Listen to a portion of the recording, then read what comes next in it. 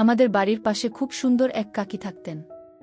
তিনি খুবই ফর্সা ও হাসি খুশি ছিলেন। যখনই তাকে দেখতাম আমার ভেতরটা খুশিতে নেচে উঠত। কাকির স্বামী দেশের বাইরে থাকতেন, তাই আমার মনে হতো যদি তার সঙ্গে কিছুটা মনের কষ্ট ভাগ করে নিতে পারতাম। কিন্তু আমি এটা জানতাম না যে তিনি আগে থেকেই আমার সাথে কথা বলতে চাইছিল। একদিন আমি রাস্তা দিয়ে হেঁটে যাচ্ছিলাম। হঠাৎ কাকি আমাকে ডেকে তার বাড়িতে নিয়ে গেলেন। আমি ঘরে ঢুকে চুপচাপ বসে রইলাম। কিছুক্ষণ পর কাকি যখন ঘরে এলেন তখন তিনি হালকা পোশাক পরেছিলেন। সেজন্য তাকে খুবই অসাধারণ লাগছিল। তাকে দেখে আমি কিছুটা অবাক হয়ে গেলাম। আমি তাকে বললাম, কাকি আমাকে ডাকেছেন কেন? কাকি কিছু না বলেই আমার পাশে বসলেন। তারপর কিছু না বলেই, বন্ধুরা, আজকের গল্পটা একটু বেশি স্পেশাল, তাই সবাই খুশি মনে রেডি হয়ে যাও। দয়া করে গল্পগুলো ভাল লাগলে ভিডিওটি লাইক, শেয়ার এবং সামিয়া ব্লগ চ্যানেলটি সাবস্ক্রাইব করো প্লিজ। আমার নাম অন্তু। বয়স 21 বছর। খুবই সাধারণ এক যুবক। তবে সাধারণ হলেও আমাদের গ্রামের প্রায় সব মহিলাই যেন আমাকে অন্য চোখে দেখতেন। প্রায় সবাই ছোটখাটো কাজে ডাকার জন্য আমাকে খুঁজতেন। আমি যতবারই বাড়ি থেকে বের হতাম কোথাও না কোথাও থেকে একটি ডাক আসত, অন্তু একটু এদিকে আসো, আমার একটু সাহায্য দরকার। আমি এসব ছোটখাটো কাজে অভ্যস্ত হয়ে গিয়েছিলাম, যেন এক ধরনের আনন্দ খুঁজে পেতাম। আমাদের বাড়ির পাশে এক কাকি ছিলেন যার নাম জানার চেষ্টা কখনো করিনি, শুধু কাকি বলেই ডাকতাম। তার স্বামী বেশিরভাগ সময় দেশের বাইরে থাকতেন, আর কাকি একাই থাকত। মাঝে মাঝে গ্রামের লোকেরা তাকে নিয়ে নানান রকমের কথা বলত, কিন্তু আমি কখনো সেসব নিয়ে মাথা ঘামাতাম না। একদিন দুপুরে যখন আমি বাড়ি থেকে বের হচ্ছিলাম তখন কাকি আমাকে ডেকে তার বাড়িতে নিয়ে গেলেন। তার কাছে যাওয়ার আগে আমার মনে একটু সন্দেহ ছিল, তবে ভাবলাম গ্রামের অন্য মহিলারাও তো আমাকে প্রায় কাজে ডাকে, কাকি হয়তো কিছু জিনিস আনতে বলবেন। আমি যখন তার দরজার কাছে পৌঁছালাম তিনি হাসি মুখে বললেন, অন্তু, তুমি কি আমার জন্য রাজেশের দোকান থেকে একটা ডিভিডি আনতে পারবে? প্রথমে আমি অবাক হয়ে গেলাম।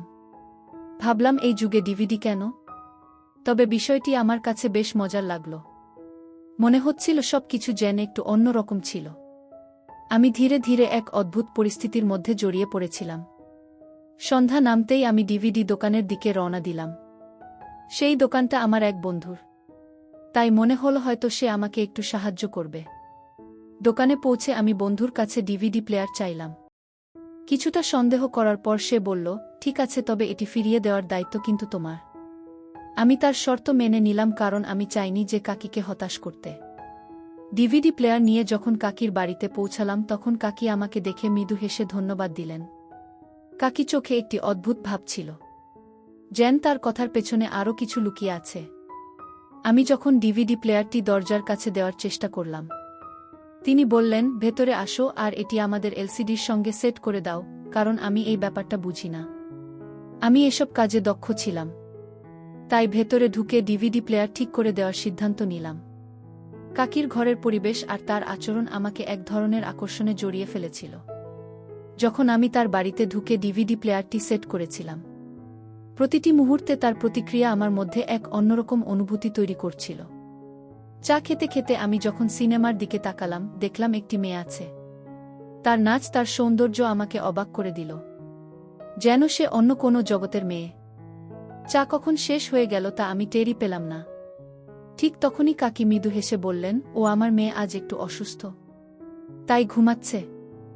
আমি অবাক হয়ে গেলাম, কারণ আমি কখনো কাকির মেয়ের কথা শুনিনি। যখন প্রথমবার তাকে দেখলাম, তার সৌন্দর্যে আমি মুগ্ধ হয়ে গেলাম। আমি একটু অজুহাত দেখিয়ে বললাম, আচ্ছা কাকি, এখন আমি যাই। কাকি হেসে বললেন, আরে এত তাড়াহুড়ো কেন? চা তো খেলে, এবার একটু বসো। আমি কোনো উত্তর না দিয়ে উঠে সোজা বাড়ির দিকে রওনা হলাম। কিন্তু বাড়ি ফিরেও আমার মন পুরোপুরি সেই মেয়েটির ভাবনায় ডুবে গেল। কাকির মেয়ের চেহারাটা যেন বারবার আমার সামনে ভেসে উঠছিল। আমি ভাবতে লাগলাম, কাকির মেয়ে এত সুন্দর, তাহলে আগে কখনো তাকে দেখিনি কেন? বাড়ি ফিরে পড়াশোনায় মন দেওয়ার চেষ্টা করছিলাম, কিন্তু বারবার সেই মেয়েটির হাসি মাখা মুখ আর তার সরলতা আমার চিন্তায় ভেসে উঠছিল। আমি বুঝতে পারছিলাম কাকির বাড়িতে যাওয়া মানে শুধু তার সঙ্গে দেখা করা নয়, তার মেয়েরও একটা আকর্ষণ ছিল। পরের দিন যখন আমি বাইরে যাচ্ছিলাম, হঠাৎ কাকির কথা মনে পড়ল। আমি জানতাম না কবে আবার তার সঙ্গে বা তার মেয়ের সঙ্গে দেখা হবে। কিন্তু একটা জিনিস নিশ্চিত ছিল, এবার আমি আরও বেশি উৎসাহী হয়ে পড়েছিলাম তার বাড়িতে যাওয়ার জন্য। এটা শুধু তার কাজ করার কথা না, বরং একটা অদৃশ্য টান ছিল যা আমাকে তার দিকে নিয়ে যাচ্ছিল। তখনই মনে পড়ল ডিভিডি প্লেয়ারটি ফেরত নিয়ে আসতে হবে। সেটাই অজুহাত করে আবার কাকির বাড়িতে গেলাম। কাকি আমাকে দরজার কাছেই ডিভিডি প্লেয়ারটি দিয়ে দিলেন, কিন্তু ভেতরে আসতে বললেন না। আমি কিছুটা হতাশ হয়ে গেলাম, কারণ হয়তো অপেক্ষা করছিলাম কখন আবার তার বাড়িতে যাওয়ার সুযোগ পাব এবং সেই সুন্দরী মেয়েটিকে দেখতে পাব। অবশেষে কয়েকদিন পরে আবার কাকি আমাকে ডাকলেন আর বললেন, বাবা, আমাদের মেশিনটি ঠিকভাবে কাজ করছে না, একটু দেখে দাও তো। আমি তৎক্ষণাৎ তার বাড়িতে গেলাম। মেশিনটি পরীক্ষা করে দেখলাম ভিতরে একটি কাপড় আটকে আছে। কাপড়টি বের করে মেশিনটি চালু করলাম এবং সেটি আবার কাজ করতে শুরু করল। এটা দেখে কাকি খুশি হয়ে বললেন, ধন্যবাদ ঠিক করে দেওয়ার জন্য। এবার কাপড় ধোয়ার কাজটা করতে হবে। এখন আমার মেয়ের ওঠার সময় হয়েছে। আমি যখন উঠতে যাচ্ছিলাম কাকি বললেন, আরে বসো, তোমার জন্য কিছু খাবার নিয়ে আসছি। কিছুক্ষণ পর তিনি চা আর বিস্কুট নিয়ে এলেন। আমি ভাবতে শুরু করলাম, কাকির মেয়েও তো এই বাড়িতেই থাকে, কিন্তু তাকে এখনও দেখিনি। মনে মনে আগ্রহ বাড়ছিল তাকে একবার দেখার জন্য। আমি তাকে বেশ কয়েকদিন আগে দেখেছিলাম, কিন্তু কখনো সামনাসামনি দেখা হয়নি। ভাবছিলাম, যখন কাকি এত সুন্দর, তার মেয়ে তো আরও সুন্দর হবে। তখনই কাকি বললেন, তুমি একটু বসো, আমার মেয়েটা এই আসবে, তোমার সঙ্গে আলাপ করিয়ে দেব। ঠিক সেই সময় তার মেয়ে ঘর থেকে বেরিয়ে এল। সম্ভবত সে জানত না যে আমি এখানে আছি, তাই ওড়না ছাড়াই বেরিয়ে এল। তাকে দেখে আমার চোখ বড় হয়ে গেল, যেন এক পরী আমার সামনে দাঁড়িয়ে আছে। তার ভেজা চুল দেখে মনে হলো সে এখনই স্নান করে এসেছে। সে একটি গোলাপি রঙের পোশাক পরেছিল যা তাকে একেবারে অফিসারের মতো লাগাচ্ছিল। আমি তাড়াতাড়ি উঠে দাঁড়ালাম। কাকি তার মেয়েকে বললেন, এটা আমাদের প্রতিবেশী, অন্তু খুব ভালোই ছেলে, অনেক কাজে সাহায্য করে আমাকে। এটা শুনে তার মেয়ে আমাকে একটু দেখে নিল এবং আবার নিজের ঘরে চলে গেল। কাকি বললেন, ও অপরিচিতদের সঙ্গে বেশি কথা বলে না, ছোট বয়সেই অনেক কষ্ট পেয়েছে ও। কথায় কথায় আমি তার স্বামী কথা জানতে চাইলাম। এই প্রশ্নে তিনি কিছুটা অস্বস্তি বোধ করলেন। একটা দীর্ঘশ্বাস নিলেন। তারপর বললেন, উনি গত 8 বছর ধরে বিদেশে আছেন, এখনো ফিরে আসেননি। উনি প্রতি সপ্তাহে টাকা পাঠান, তাই আমাদের কোনো কিছুর অভাব হয় না। কাকি বলতে শুরু করলেন, তবে আমার একটাই মেয়ে আর আমার স্বামীও বিদেশে আছেন, তাই বাড়িতে একজন পুরুষের উপস্থিতি সব সময় মিস করি। যদি আমাদের বাড়িতে এমন একজন থাকত যেসব বাইরের কাজগুলো করে দিত। তার কথাগুলো বলার সময় মুখে এক ধরনের অসহায়ত্বও দেখা যাচ্ছিল। কেন জানি না, সেই মুহূর্তে তার জন্য আমার মনে খুব মমতা জন্মালো। তাই আমি বললাম, আপনি চিন্তা করবেন না, যখনই কোনো কাজের দরকার হবে আমাকে ডেকে নেবেন। আমি সব সময় সাহায্য করতে প্রস্তুত। আমার প্রচুর সময় আছে, আমাকে আপনি নিজের মতোই ভাবতে পারেন। আমার কথায় কাকি খুব খুশি হলেন। এরপর থেকে আমি প্রায়ই কাকির বাড়ির আশেপাশে ঘোরাঘুরি করতে শুরু করলাম, আর তিনিও বাইরে এসে দাঁড়াতেন। যখনই তিনি আমাকে দেখতেন তখনই বলতেন, অন্ত একটু এদিকে এসো, আমাকে আটা এনে দাও বা সবজি নিয়ে আসবে। আমি সবসময় দ্রুত তার কাজগুলো করে দিতাম। একদিন কাকি আমাকে ডেকে বললেন, অন্ত একটু বাজার থেকে মাংস নিয়ে আসো, মেয়ের জন্য বিশেষ কিছু রান্না করতে ইচ্ছা করছে। আমি তৎক্ষণাৎ বাজারে গেলাম। মাংস নিয়ে ফিরে আসার সময় দেখলাম তার মেয়ে রান্নাঘরে ছিল। সে চুপচাপ রান্না করছিল, তার প্রতিটি কাজ খুব যত্নশীল আর শান্তভাবে করছিল। আমাকে দেখে হালকা একটা হাসি দিল যা আমার মন ছুঁয়ে গেল। সে খুবই কম কথা বলতো, কিন্তু তার চোখগুলো যেন অনেক কিছু বলে দিত।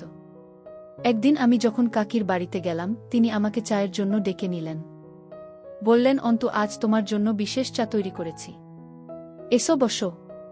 আমি তার সঙ্গে বসলাম এবং আমরা নানা বিষয়ে গল্প করতে থাকলাম। কাকি এখন তার পরিবার এবং নিজের জীবনের গল্প বলতে শুরু করলেন। তিনি জানালেন তার মেয়ের নাম সোনিয়া, আর সে তার বাবার খুব কাছের ছিল। যখন তার বাবা বিদেশে চলে গেলেন তখন সোনিয়া তাকে অনেক মিস করত এবং ধীরে ধীরে নিজেকে গুটিয়ে নিতে শুরু করল। কাকির কথা শুনে সোনিয়ার প্রতি আমার সহানুভূতি আরও বাড়ল। আমি তার জীবনের কঠিন সময়গুলো বোঝার চেষ্টা করছিলাম। একদিন আমি তাদের বাড়ির সামনে দিয়ে যাচ্ছিলাম। তখন এক মিষ্টি কণ্ঠ আমাকে ডাকল, অন্তু, একটু এখানে আসবে।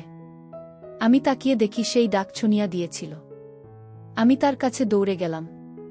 সোনিয়া বলল, আজ মা অসুস্থ, তাই দয়া করে একটু ওষুধ নিয়ে আসতে পারবে? এটা শুনে আমি তৎক্ষণাৎ দোকানে ফার্মেসিতে গিয়ে ওষুধ কিনে আনলাম। বাড়িতে ফিরে দরজায় টোকা দিলাম। ছনিয়া, দরজা খুল। আমি বললাম, ওষুধ নিয়ে এলাম, এই নাও।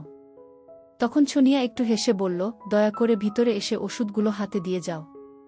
আমি ভেতরে গেলাম। তারপর সে বলল, মায়ের পাশে বসে থাকো। আমি কাকি ঘরে গিয়ে দেখি তিনি বিশ্রাম নিচ্ছেন। কিছুক্ষণ পর ছনিয়া আমাকে জিজ্ঞেস করল, অন্তু চা খাবে? তার স্বরে এমন কিছু ছিল যার কারণে আমার মুখ থেকে শুধু জিকির শব্দটি বের হল। কারণ আমি কিছুটা নার্ভাস ছিলাম। তবে তার মুখে একটা অদ্ভুত হাসি ছিল যার মানে আমি বুঝতে পারলাম না। কিছুক্ষণ পর সে চা নিয়ে ঘরে ঢুকল এবং বলল, আমার মা তোমার অনেক প্রশংসা করেছিলেন। তুমি আসলে কি করো? আমি উত্তরে বললাম, সারাদিনই অবসরে থাকি। এটা শুনে ছনিয়া হেসে উঠল। আমি লক্ষ্য করলাম সে যখন হাসে তখন তাকে আরও সুন্দর দেখায়। তারপর হঠাৎ তার মুখটা একটু বিষণ্ণ হয়ে গেল। আমি চা খাওয়ার সময় আমি ভাবিনি যে ও এতটা কাছে এসে বসবে। ও হঠাৎ আমার হাতটা ধরল এবং বলল, অন্তু তুমি কাজ কেন করো না? তার এই কথায় আমার চোখে পানি চলে এলো। আমি বললাম, আমার বাবা মারা গেছেন। আমি দিনে দুবেলা খাবার পাই, তাই কাজ করে আর কি করব? এটা শুনে সে রেগে গিয়ে উঠে দাঁড়াতে লাগল। আমি বুঝলাম এটাই সুযোগ। তাই তার হাত ধরে তাকে থামালাম। সে তখন বলল, অন্তু তুমি বিদেশে চলে যাও। সেখানে গিয়ে অনেক টাকা রোজগার করো। তারপর নিজের ঘর বানিয়ে নাও এবং বিয়ে করো। পাড়ার লোক আর কতদিন তোমাকে সাহায্য করবে? এসব কথা বলে সে আলমারির কাছে গেল এবং সেখান থেকে কিছু গহনা বের করে আমার হাতে দিল। ও বলল, এগুলো আমার বিয়ের গহনা। এগুলো এখন আর আমার কোনো কাজে আসবে না। তুমি এগুলো ধার হিসেবে নাও, বিদেশ থেকে ফিরে এসে ফেরত দিও। কথাগুলো বলে সে চোখ বন্ধ করল। তার মুখে এক ধরনের অদ্ভুত শান্তি ছিল। আমি তখনই সিদ্ধান্ত নিলাম এবার আর তাকে না করব না। আমি সেই গহনাগুলো নিয়ে বললাম, তোমার এ উপকার আমি কোনোদিন ভুলব না। এটা শুনে সে বলল, এটা উপকার নয়, ভালোবাসা। ভালোবাসার প্রতিদান কেউ দিতে পারে না। তুমি আমার মায়ের জন্য অনেক কিছু করো, তাই মা কিছুটা শান্তি পায়। এজন্যই আমি তোমাকে সম্মান করি। না হলে কখনোই আমি আমার গহনা কারো হাতে তুলে দিতাম না। তার এই কথাগুলো আমার হৃদয়ে ঝড় তুলে দিল। আমি কখনো ভাবিনি যে ও আমাকে এতটা বোঝে এবং এতটা বিশ্বাস করে। যখন সে তার বিয়ের গহনা আমার হাতে তুলে দিয়ে বলল, এটা ভালোবাসা, কোনো উপকার নয়, তখন আমি বুঝলাম তার অনুভূতিগুলো আমার জন্য কতটা গভীর। তার এই পদক্ষেপ আমার জন্য এক নতুন দিশা এবং নতুন আশা দিল। আমার মনে তখন একটাই চিন্তা, বিদেশে যাওয়া, কঠোর পরিশ্রম করা এবং এত টাকা উপার্জন করা যাতে কাকি তার মেয়ের বিয়ের জন্য কোনো চিন্তা না করে। আমি কখনো কাকির দিকে তাকাতাম, আবার কখনো তার মেয়ের দিকে, আর কখনো নিজের দৃষ্টি নিচু করতাম। কাকি মেয়ে প্রায় 23 থেকে 25 বছর বয়সী হবে, কিন্তু তাকে দেখতে এতটাই সুন্দর যে 15 বছরের মনে হতো। আমি তাকে জিজ্ঞেস করলাম, আপনি কি করেন? সে উত্তর দিল, আমি যখন 15 বছর বয়সে ছিলাম আমার বাবার ইচ্ছায় আমার বিয়ে হয়ে গিয়েছিল। কিন্তু বিয়ের কিছু মাসের মধ্যেই আমার স্বামীর মৃত্যু হয়। আর আমার শ্বশুরবাড়ির লোকেরা আমাকে এই বলে বের করে দিল যে আমি নাকি অমঙ্গল নিয়ে এসেছি। এটা শুনে আমি অবাক হয়ে গেলাম, কারণ তাকে দেখে কখনোই মনে হয়নি যে সে বিবাহিত। আমি যখন তার মুখের দিকে তাকালাম তখন হঠাৎ কাকির গলা শোনা গেল, অন্তু তোমার বিয়ে হয়েছে? আমি মাথা নেড়ে না বললাম। তখন কাকির মেয়ে বলল, কেন? আমি বললাম, আমার বয়স এখন 20 বছর। এটা শুনে সে বলল, আজকাল ছেলেরা 18 বছর বয়সে বিয়ে করে ফেলে। আমি উত্তর দিলাম, আমার কোনো কাজকর্ম নেই, তাই কি আমাকে বিয়ে করবে? এটা শুনে সে চুপ হয়ে গেল। এরপর থেকে আমি কোনো না কোনো অজুহাতে প্রায় তাদের বাড়িতে যেতাম। কাকি আমাকে কখনো ঢুকতে মানা করতেন না। আর এখন তার মেয়েও আমার সঙ্গে সহজভাবে কথা বলত। একদিন সে আমাকে বলল, অন্তু তুমি আর কতদিন এভাবে পাড়ার মানুষের কাজ করে যাবে? নিজের জন্য কোনো কাজকর্ম কেন শুরু করো না যাতে তুমি বিয়ে করতে পারে? এটা শুনে আমি বললাম, কোনো ব্যবসা বা কাজ শুরু করতে অনেক টাকা দরকার, যা আমার কাছে নেই। তখন সে বলল, তুমি কি ধরনের কাজ করতে চাও? আমি বললাম, আমি বিদেশ যেতে চাই, কিন্তু টিকিট আর ভিসার জন্য প্রয়োজনীয় টাকা আমার কাছে নেই। এটা শুনে সে আমার হাত ধরল এবং আমাকে তার ঘরে নিয়ে গেল। সে তার পুরনো কিছু গয়না বের করে আমার হাতে দিল এবং বলল, এগুলো আমার বিয়ের গয়না। আমার স্বামী আমাকে দিয়েছিলেন। এগুলো আমার কোনো কাজে লাগেনি। আমার ভাগ্যে হয়তো ছিল না। তুমি এগুলো বিক্রি করে টাকা জোগাড় করো যাতে তোমার স্বপ্ন পূরণ হয়। এটা শুনে আমি আতঙ্কিত হয়ে বললাম, না, আমি এটা কাকি আগে আমাকে কথাটা বলেছিলেন। যদিও আমাদের পরিচয় বেশি দিনের ছিল না। আমি ভাবছিলাম, কেন তিনি আমার প্রতি এত আস্থা দেখালেন। এরপরের 2 দিন ওদের বাড়ির আশেপাশে যায়নি। হয়তো সংকোচ বা ভয় কাজ করছিল। 3য় দিন কাকি নিজে আমার বাড়িতে এলেন। হয়তো একঘেয়েমি কাটাতে। আমি দ্রুত রান্নাঘরে গিয়ে তার জন্য চা বানাতে শুরু করলাম। কাকি হঠাৎ বললেন, 2 দিন হয়ে গেল, তুমি আমাদের বাড়িতে আসোনি কেন? মনে মনে আমি যেন এই প্রশ্নেরই অপেক্ষায় ছিলাম। আমি হেসে বললাম, আপনি কি আমাকে মনে করেছিলেন? এটা শুনে কাকি বললেন, আমি আর আমার মেয়ে দুজনেই তোমাকে খুব মনে করি। আমি অবাক হয়ে জিজ্ঞেস করলাম, আপনার মেয়েও আমাকে মনে করে? তখন তিনি বললেন, হ্যাঁ, ওর জীবনে আমার আর তোমার মতো আপনজন ছাড়া আর কেউ নেই। এই পৃথিবীতে আর কে আছে ওর জন্য? তিনি একটু হাসলেন এবং বললেন, তুমি খুব ভালো মনের মানুষ। তাই আমরা তোমার সঙ্গে আমাদের মনের কথা ভাগ করে নিতে পারি। ও তো ভেতর থেকে অনেকটাই ভেঙে পড়েছে। কাকি আরও বললেন, আমি ওর বাবাকে অনেকবার বলেছি মেয়েটার জন্য একটা ভালো ব্যবস্থা করতে। আর কতদিন এভাবে ঘরে পড়ে থাকবে? মেয়ের 2য় বিয়ের কথা শুনে আমি অবাক হলাম। আমি ভাবলাম, আপনি কি সত্যিই আপনার মেয়ের 2য় বিয়ে দিতে চান? এটা শুনে কাকি বললেন, হ্যাঁ, একদম। ও এখনও তরুণী সুন্দরী। এতে ওর কি কোনো খুঁত আছে? ওর কেবল ভাগ্য খারাপ ছিল, তাই শ্বশুরবাড়ি থেকে ওকে ফিরে আসতে হয়েছে। যদি কোনো ভালো ছেলে এসে আমার মেয়ের জন্য প্রস্তাব দেয়, আমি তৎক্ষণাৎ রাজি হয়ে যাব। এটা শুনে আমি কাকির কাছে গিয়ে বসলাম এবং জিজ্ঞেস করলাম, আপনি কেমন ছেলে চান আপনার মেয়ের জন্য? কাকি বললেন, একজন ভালো মানুষ, যে ভালো আয় করে। কারণ আমার মেয়ে আমাদের ঘরেও সুখে থাকে। আমি চাই ওর স্বামীর ঘরেও আরামে থাকুক। ও যেন কোনো কষ্ট না পায়। এটা শুনে আমি চুপ করে গেলাম। সারারাত ভাবতে থাকলাম, আমি তো একজন ভালো মানুষ, কিন্তু এত টাকা কোথা থেকে পাব যাতে কাকি মেয়ের হাত আমার হাতে তুলে দেয়? এই চিন্তায় 2 দিন কেটে গেল আর আমি হতাশ হতে থাকলাম। হঠাৎ আমার মাথায় একটা বুদ্ধি এলো, যদি আমি ওর কাছ থেকে কিছু গহনা নিয়ে বিদেশ চলে যাই এবং দিনরাত পরিশ্রম করে নিজের একটা বাড়ি তৈরি করি, তাহলে হয়তো কাকি রাজি হবেন। এই ভাবনা আমাকে সাহস জুগিয়েছিল। পরের দিন আমি তাদের বাড়িতে গেলাম। কাকিকে সালাম করার পর আমি সরাসরি তাদের মেয়ের ঘরে ঢুকে পড়লাম। সে তখন বিছানায় শুয়েছিল। তাকে এভাবে দেখে আমি চোখ সরিয়ে নিলাম। কিন্তু এখন ফিরে আসতে পারছিলাম না, কারণ আমাকে ওর সঙ্গে কিছু জরুরি কথা বলতে হতো। তাই আমি সোফায় গিয়ে বসলাম। সে আমার দিকে তাকিয়ে বলল, তুমি এতদিন ধরে আমাদের বাড়িতে কেন আসোনি? আমি তোমার উপর খুব রেগে আছি। এটা শুনে আমি বললাম, আমি ভয় পেয়েছিলাম। তখন সে হেসে বলল, কেন, তোমাকে কি আমি ভয় দেখিয়েছি? এটা শুনে আমি চুপ হয়ে গেলাম। সে বিছানা থেকে উঠে এসে সোফায় বসল। তাকে এত কাছাকাছি দেখে আমি নার্ভাস হয়ে গেলাম। আমার কপালে ঘাম জমতে লাগল। আমি ভেবেছিলাম আমার চেয়ে ভালো কেউ ছুনিয়ার জন্য হতে পারবে না। কিন্তু এটা এত সহজ ছিল না। বিদেশে যেতে হলে আমার প্রচুর টাকার প্রয়োজন ছিল। এজন্য আমাকে একটা পরিকল্পনা করতে হতো। সেদিন কাকির বাড়ি থেকে বের হয়ে আমি সরাসরি আমার বন্ধুর কাছে গেলাম, যার ভাই বিদেশে কাজ করত। আমি কিছু টাকা দিয়ে বললাম, আমার বিদেশে যাওয়ার ব্যবস্থা করো। সে তার ভাইয়ের সঙ্গে কথা বলল, আর 1 মাসের মধ্যেই আমার বিদেশে যাওয়ার সব ব্যবস্থা হয়ে গেল।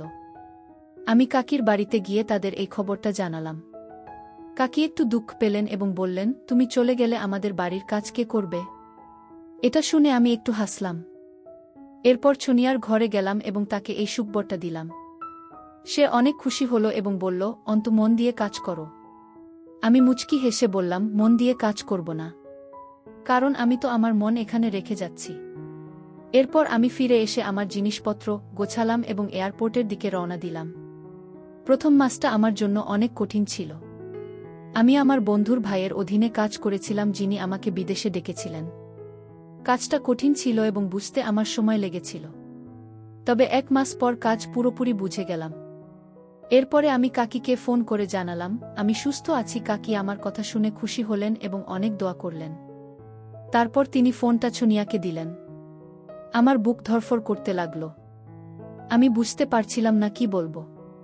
সোনিয়া নিজেই কথা শুরু করল এবং বলল, টাকা জমাতে থাকো, বেশি খরচ করো না, যেন তাড়াতাড়ি ফিরতে পারব এবং বিয়ে করতে পারো। এটা শুনে আমি হেসে উঠলাম, মনে হলো সেও হয়তো আমাকে ভালোবাসতে শুরু করেছে। প্রতি সপ্তাহে আমি কাকির বাড়িতে ফোন করতাম। কাকি কিছুক্ষণ আমার সঙ্গে কথা বলার পর সব সময় ফোনটা সোনিয়ার হাতে তুলে দিতেন। এরপর আমরা অনেকক্ষণ ধরে একে অপরের সঙ্গে গল্প করতাম। সোনিয়ার সঙ্গে কথা বললে আমার মন শান্তি পেত, আর আমি আবার নতুন উদ্যমে কাজ করতে লাগলাম। যখন প্রথমবার আমার বেতন পেলাম তখন সোনিয়াকে ফোন করে জিজ্ঞেস করলাম, আমি তোমার জন্য বিদেশ থেকে কি উপহার পাঠাব? এটা শুনে সে একটু লজ্জা পেল আর বলল, আমার কিছু দরকার নেই। আমি অনেকবার জোর করলাম, কিন্তু সে বারবার এড়িয়ে যেতে লাগল। আমি মনে মনে ঠিক করলাম, সে যেহেতু আমাকে এত সাহায্য করেছে, আমি ওকে অবশ্যই কিছু পাঠাব। কিন্তু যখনই আমি উপহারের কথা বলতাম সে লজ্জায় পড়ে যেত। আমি প্রতি সপ্তাহে তাকে ফোন করে জিজ্ঞেস করতাম, তোমার জন্য কি নিয়ে আসব? একদিন সে হেসে বলল, যদি জেদ করো কিছু একটা নিয়ে এসো। আমি হেসে বললাম, আমার একটা শর্ত আছে, যা ফিরে এসে জানাব। সে চুপ হয়ে গেল। 2 বছর কেটে গেল। ভিসার মেয়াদ শেষ হলেও নবায়ন করলাম, কারণ দেশে ফিরতে চাইছিলাম না। আমার লক্ষ্য ছিল যথেষ্ট টাকা জমা করা। ব্যাংক ব্যালেন্স ভালো হলেও মন সন্তুষ্ট ছিল না। ভাবতাম সোনিয়াকে উপহার দিয়ে বলবো, কত পরিশ্রম করেছি সব তোমার জন্যে। একদিন কাজ পর্যালোচনা করে দেখলাম সব প্রজেক্ট শেষ করেছি। বসকে বেতন বাড়ানোর কথা বললে তারপর সব কিছু দেখে তিনি পদোন্নতি দিলেন, যা আমাকে আরও অনুপ্রাণিত করল। এরপর দেশে ফিরে কাকির সঙ্গে দেখা করলাম। তিনি খুব খুশি হলেন। কাকি আমাকে দেখে খুশি হয়ে গলা জড়িয়ে ধরলেন ও বললেন, তুমি তো আরও তরুণ ও সুন্দর হয়ে গেছ। আমি তার সঙ্গে বসে বললাম, আমি আপনার মেয়েকে বিয়ে করতে চাই। তিনি অবাক হলেও আপত্তি করেননি। কিন্তু মন ভেঙে গেল যখন তার মেয়ে বলল, অন্তু তুমি আমার চেয়ে অনেক ছোট, এবং বিয়ের প্রস্তাব প্রত্যাখ্যান করল। আমি উপহার বের করে দিলাম। তারা খুশিমনে নীল। এরপর পকেট থেকে টাকা বের করে সোনিয়াকে দিলাম, যা সে আগে আমাকে দিয়েছিল। সে চুপচাপ টাকা নিয়ে আলমারিতে রেখে দিল। আমি বিদায় নিয়ে বাড়ি ফিরলাম। মন চাইছিল পরের দিনই সিঙ্গাপুর চলে যাই, কারণ এখানে আর কেউ নেই। রাতে খেতে ইচ্ছা করছিল না, তাই শুয়ে পড়লাম। সকালে পাড়ার লোকজন বলল, তোমার তো অনেক ভালো ভাগ্য। কিন্তু ভেতরে ভেঙে পড়েছিলাম। 1 সপ্তাহের ছুটি নিয়েও দ্রুত ফেরার টিকিট কাটলাম। যাওয়ার আগে শেষ চেষ্টা হিসেবে কাকির কাছে গিয়ে বললাম, আপনার মেয়েকে রাজি করাতে পারলে সে আমার সঙ্গে সুখে থাকবে। অবশেষে তা নিয়ে আমাদের কথা মেনে নিল। এবার আমার আনন্দের সীমা ছিল না। আমাদের বিয়ে হলো এবং আমি আমার ভালোবাসাকে সঙ্গে নিয়ে বিদেশে ফিরে এলাম। এখন আমার একটি ভালো চাকরি, নিজের একটি ঘর এবং আমাদের 3টি সন্তান রয়েছে। আমরা এখন সুখে শান্তিতে আমাদের জীবন কাটাচ্ছি। গল্পটা কেমন লাগল জানাতে ভুলবেন না। আরও মজার মজার রোম্যান্টিক গল্প পেতে চাইলে ভিডিওটি লাইক, শেয়ার এবং চ্যানেলটি সাবস্ক্রাইব করতে ভুলবে না। ধন্যবাদ তোমাদের।